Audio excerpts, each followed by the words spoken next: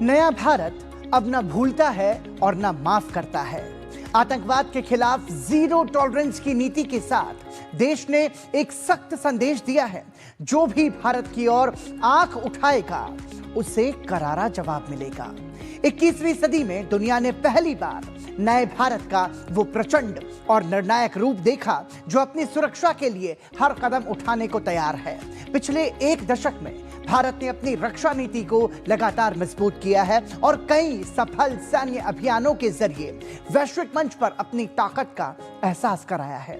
इसी बदलते और सशक्त भारत की कहानी को कंटेंट क्रिएटर सौरभ पांडे अपने इस वीडियो में प्रस्तुत कर रहे हैं।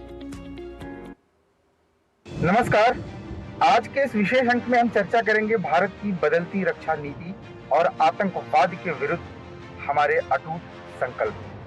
पिछले कुछ वर्षों में भारत ने वैश्विक पटल पर यह स्पष्ट किया है कि हमारी शांति प्रियता को हमारी निर्बलता समझना शत्रु की भूल होगी। बीते एक दशक में भारत सरकार ने आतंकवाद के प्रति जीरो टॉलरेंस यानी शून्य सहनशीलता की नीति को अपनाया है।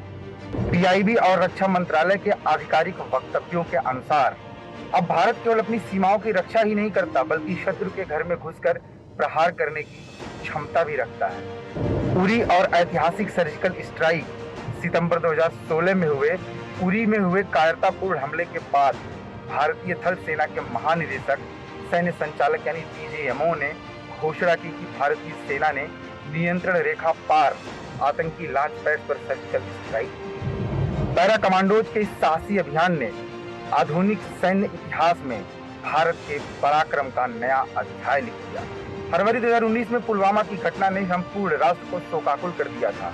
इसके प्रत्युत्तर में भारतीय वायुसेना ने अदम्य साहस का परिचय देते हुए सीमा पार में बालाकोट आतंकी ठिकानों पर सटीक हवाई हमले किए। रक्षा मंत्रालय द्वारा इसे एक गैर सैन्य पूर्वव्यापी कार्रवाई बताया गया जिसने आतंकवाद की कमर तोड़ी।